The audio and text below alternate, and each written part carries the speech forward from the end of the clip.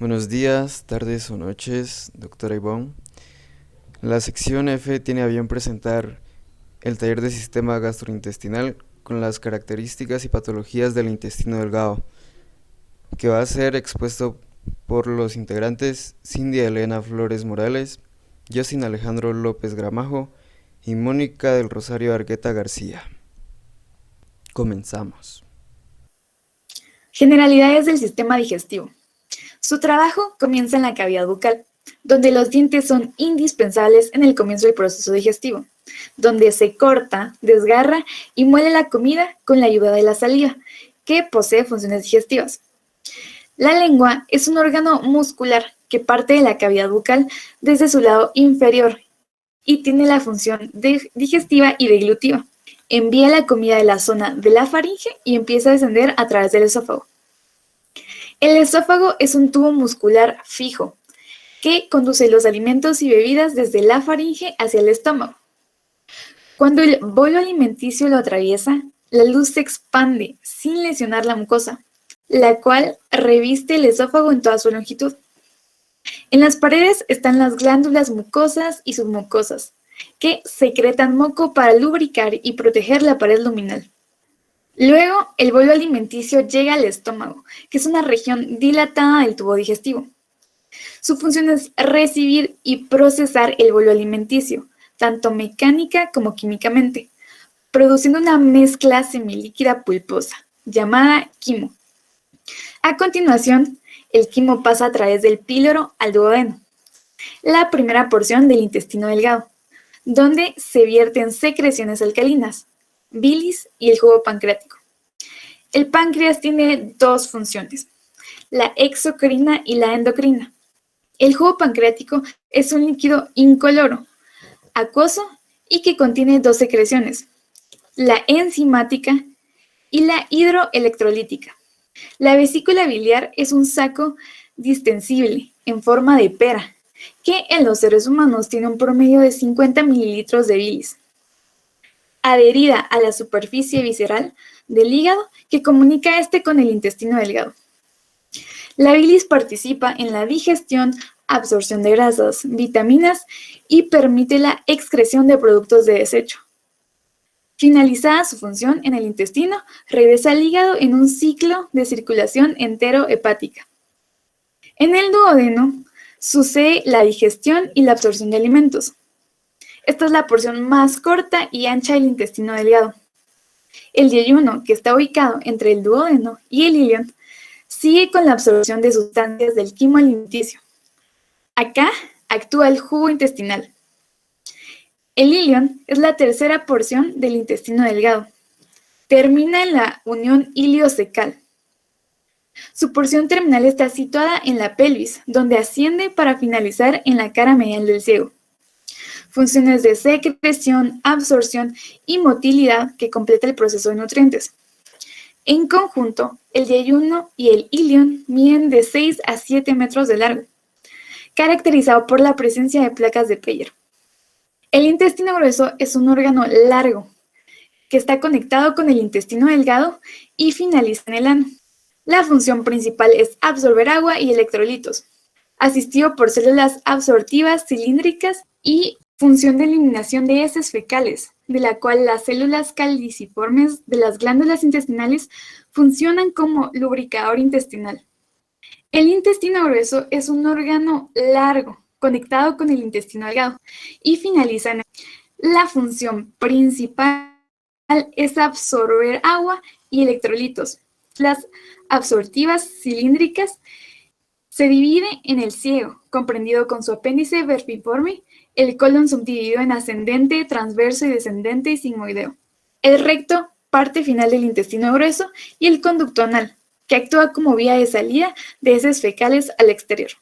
Tipos de células. La mucosa intestinal presenta 5 tipos de células especializadas, que revisten el epitelio intestinal y sus vellosidades.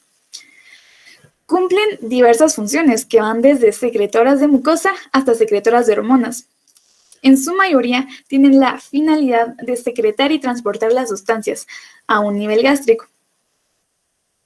El intestino es una máquina con un componente básico y estas células le dan el balance perfecto para mantener estable la flora intestinal y el jugo gástrico a sus niveles óptimos. Los enterocitos. Estos abundan en el epitelio del intestino delgado. Su tasa de absorción es alta. Su función principal es absorber agua, pero también producen sustancias para procesar metales como el hierro. Las células caliciformes. Estas elaboran y expulsan mocos. Suelen ser epiteliales cilíndricas simples y poseen una forma de cáliz. En el intestino grueso funcionan como una capa que impide la inflamación y evita el paso de bacterias, y en el intestino delgado neutraliza los ácidos. Las células de Punnett poseen una morfología piramidal, agrupadas en el fondo de las criptas de Lieberkühn, con una vida media aproximadamente de 2 meses. Contienen péptidos antimicrobianos que contribuyen al control de la flora bacteriana y defensa inmunitaria de la mucosa. Las células enteroendocrinas producen secreciones peptídicas que estimulan o inhiben la contracción del músculo liso, principalmente la del tubo digestivo. Son células pequeñas que producen 2 hormonas tales como la histamina y la somatostatina. Se sitúan en los niveles de las vellosidades, apoyándose en la lámina basal, aunque no siempre alcanzan la luz. Las células M recubren los folículos linfoides de las placas de Peyer ubicadas en el íleon. Poseen numerosas invaginaciones basales. Funcionan como transportadoras de antígeno. En conjunto, estas células forman el tejido linfoide asociado con el intestino, GALT. Las células intestinales son azuladas, procedentes de la descamación que se originan en el estrato medio del epitelio. Presentan microvellosidades irregulares cortas. El intestino delgado, amplificado por el tejido y las especializaciones de la mucosa y la submucosa, está formado por pliegues circulares que rodean más de la mitad de la circunferencia del luz intestinal. Compuesto de mucosa y submucosa, se desarrollan en el yeyuno, apareciendo a unos 5 o 6 centímetros más allá del píloro en la mitad del íleon, disminuyendo casi por completo.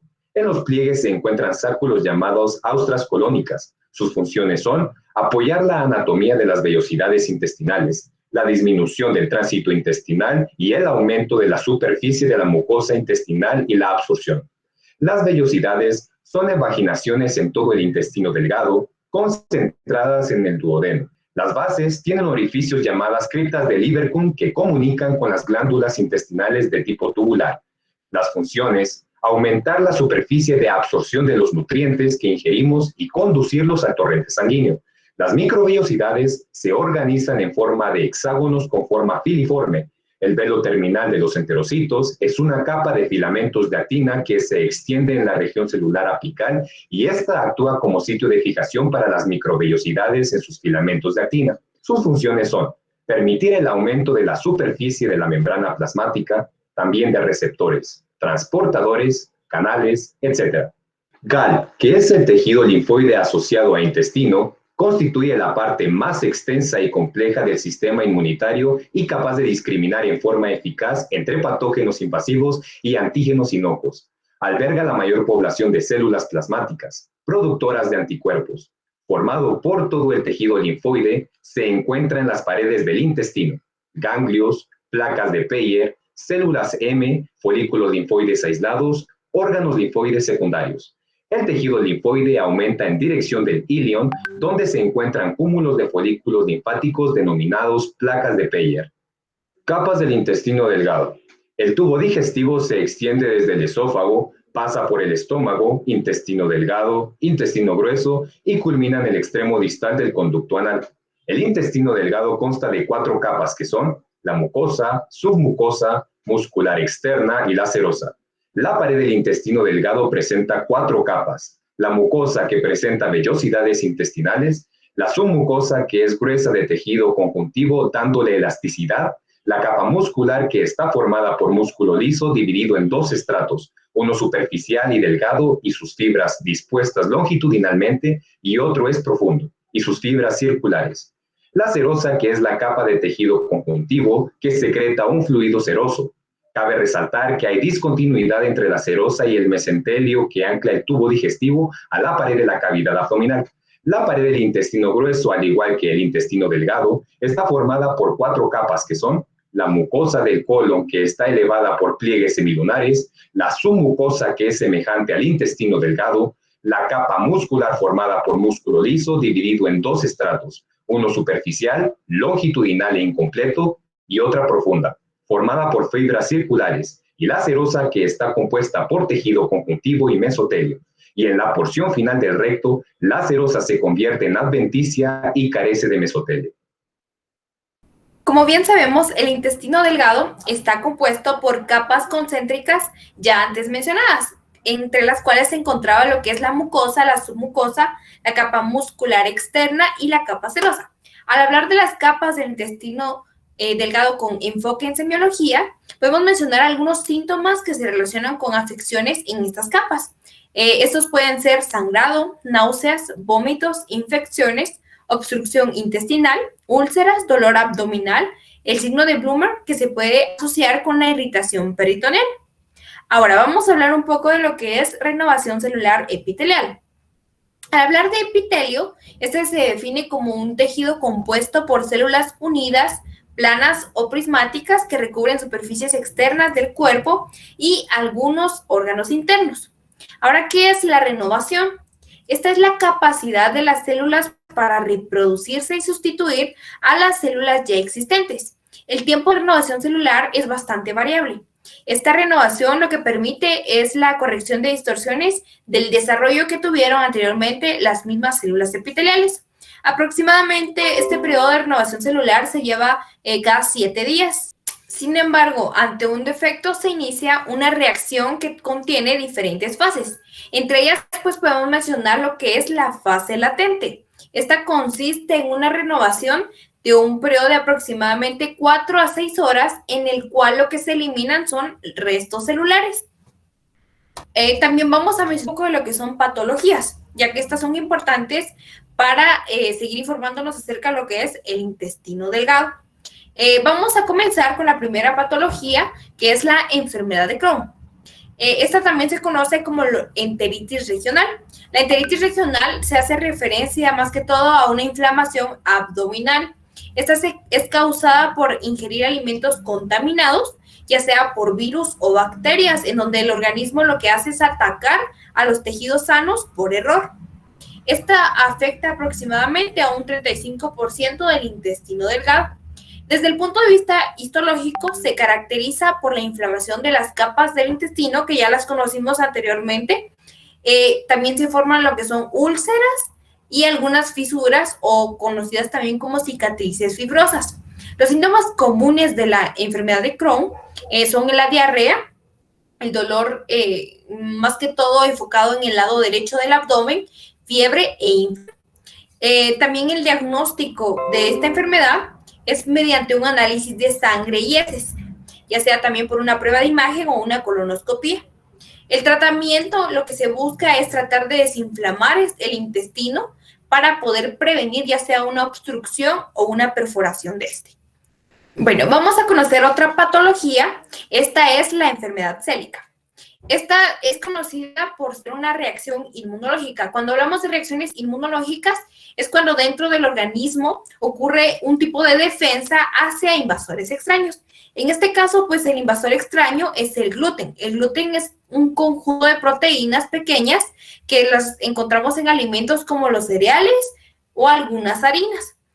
Esta respuesta pues produce una inflamación en el revestimiento del intestino delgado, produciendo una mala absorción de nutrientes.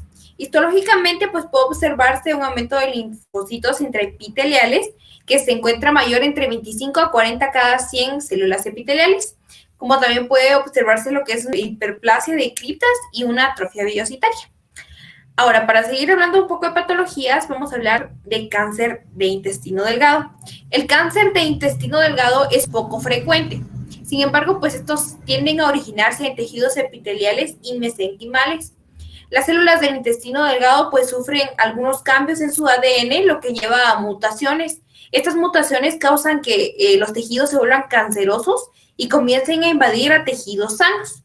Según la histología, pues estos se pueden dividir entre tumores malignos y benignos. Al hablar un poco de tejidos, vamos a hablar también acerca de lo que son los tumores malignos. Entre ellos podemos encontrar lo que es el adenocarcinoma.